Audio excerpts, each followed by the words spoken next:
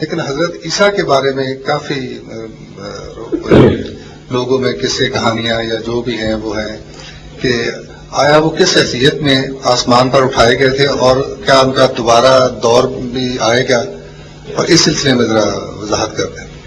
عام طور پر جو بات لوگ مانتے ہیں وہ تو یہی ہے کہ ان کو زندہ آسمان پر اٹھا لیا گیا تھا اور قیامت کے قریب ان کا نزول ہوگا۔ بعض روایات کے مطابق وہ یہ کہتے ہیں کہ یہ وہی زمانہ ہوگا جس میں امام مہدی کا ظہور بھی ہو چکا ہوگا، اور پھر جب وہ آئیں گے تو جزیہ ختم کر دیں گے، صلیب کو توڑ دیں گے۔ عمومی عقیدہ یہی ہے۔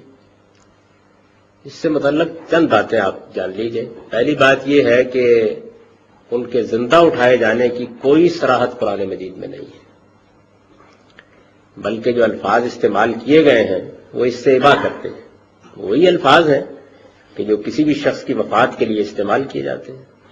قرآن مجید نے پوری بات بیان کی ہے اور یہ کہا ہے کہ انی متوفی کا ورافع کا الیہ، کہ میں تجھے وفات دوں گا پھر اپنی طرف اٹھا لے جاؤں گا۔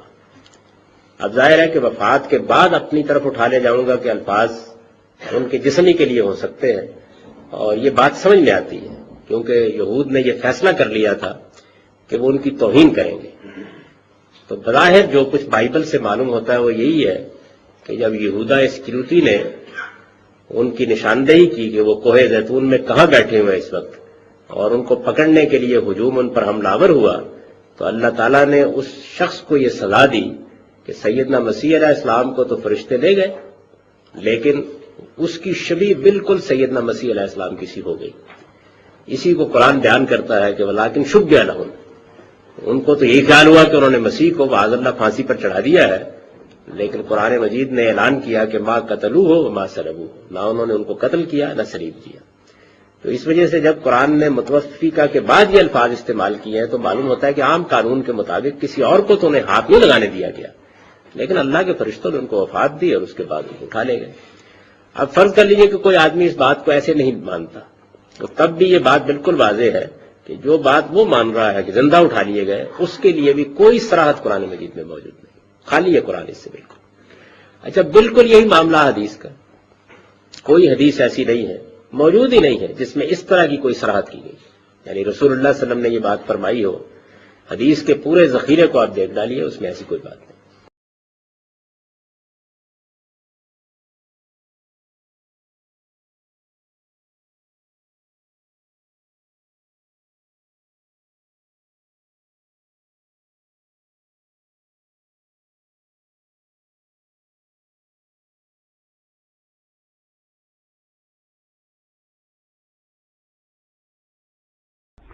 وَهُوَ الَّذِي يَتَوَفَّاكُم بِاللَّيْلِ، اب یہ لفظ یہاں پر آ گیا ہے، وہ جو قادیانیوں کے ساری خباثت کا توڑ جو ہے، وہ جو میں نے وضاحت آپ کو بیان کی تھی کہ وفا یوفی یتوفا، اب یہاں آ گیا وَهُوَ الَّذِي يَتَوَفَّاكُم بِاللَّيْلِ، وہی ہے جو تمہیں وفات دیتا ہے رات کے وقت۔ کیا وفات دیتا ہے؟ کیا انسان مر جاتا؟ جان تو رہتی ہے، شعور نہیں رہتا۔ میں نے کہا تھا تین چیزیں ہیں، جسم ہے، جان ہے، جان میں شعور ہے۔ بڑا پیارا ایک شعر ہے فارسی کا، جان نہاں در جسم او در جان نہاں، جسم کے اندر تو پنہا ہے جان، جان میں وہ پنہا ہے۔ تین چیزیں ہو گئی۔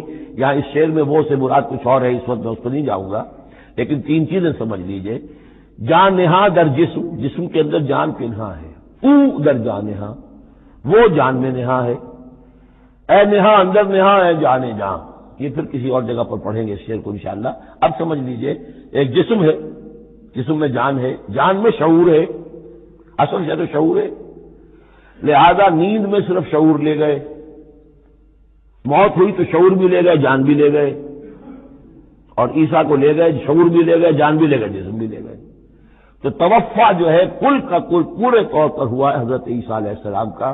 ہمارا توفع یا توفی جو ہوتا ہے وہ تو ادھورا ہوتا ہے، جسم یہیں رہ جاتا ہے، جان اور شعور چلا جاتے ہیں، اور نیند میں شعور چلا گیا۔ وَهُوَ الَّذِي يَتَوَفَّاكُم بِاللَّيْلِ وَيَعْلَمُ مَا جَرَحْتُم بِالنَّهَارِ، وہی ہے جو تمہیں وفات دے دیتا ہے، قبضے میں لے لیتا ہے، يَتَوَفَّاكُم رات کے وقت، اور وہ جانتا ہے جو مکروا ومکر اللہ، اللہ کی اپنی چال تھی۔ اب اللہ کی چال کیا تھی؟ اب اس کی تفصیل قرآن میں نہیں ہے، یعنی یہ کہ ان کے حواریین میں سے ہی ایک نے دھوکہ دیا اور حضرت مسیح علیہ السلام کو گرفتار کروایا۔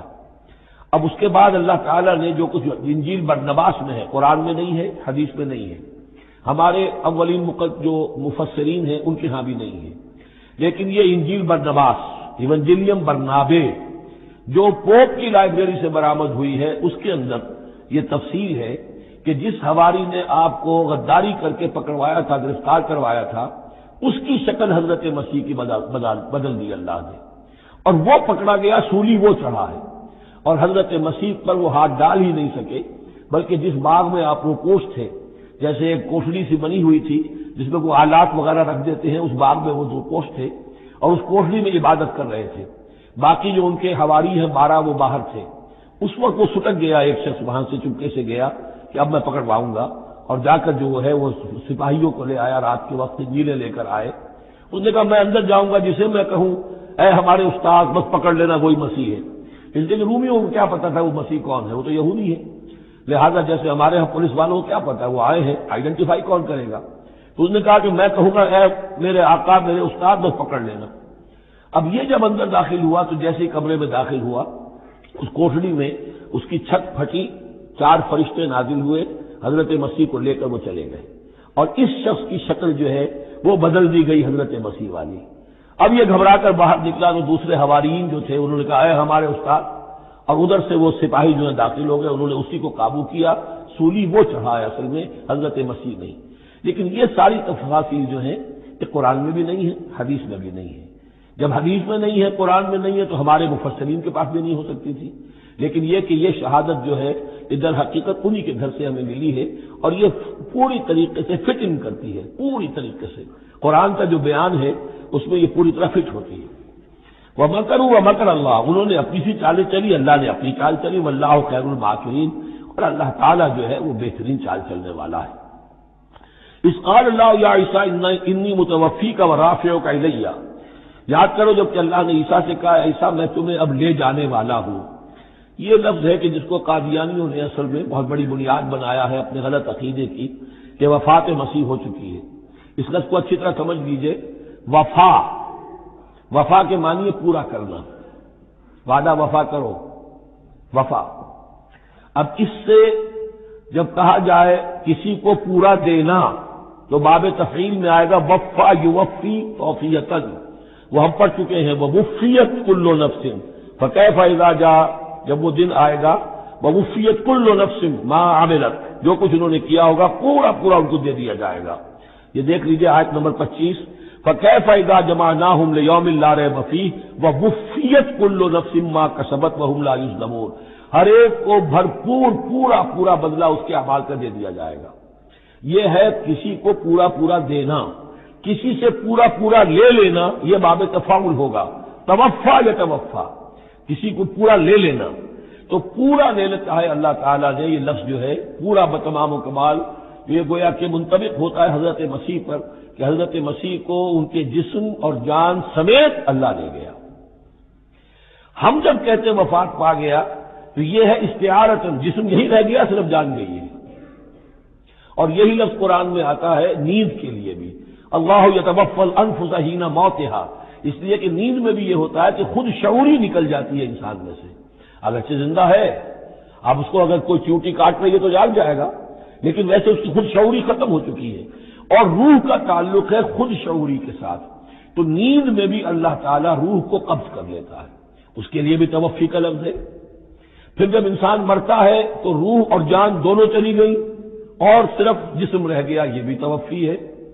اور سب سے زیادہ مکمل توفی کیا ہے کہ اللہ تعالیٰ حضرت مسیح کو ان کے جسم، جان اور روح تینوں سمیت سموچے حضرت مسیح کو زندہ جو کر لے گیا۔ یہ ہے عقیدہ جو مسلمانوں کا ہے، اور جہاں تک لفظ کا تعلق ہے اس میں قطعاً کوئی بات جو ہے اس میں ایسی نہیں ہے کہ جس سے کوئی شخص دلیل پکڑ سکے، سوائے اس کے کہ ان لوگوں کو بہکانا آسان ہے جنہیں عربی زبان کی گرامر سے واقفیت نہیں، وہ ایک ہی وفات جانتے ہیں۔ وفات 3 ہو گئی ہے اضرو قرآن جو میں نے آپ کو سمجھائی ہے۔ وَإِذْ قَالَ اللَّهُ يَا عِيسَىٰ إِنِّي مُتَوَفِّيكَ، میں تمہیں لے جاؤں گا، وَرَافِعُكَ إِلَيَّ، اور تمہیں اپنی طرف اٹھا لوں گا۔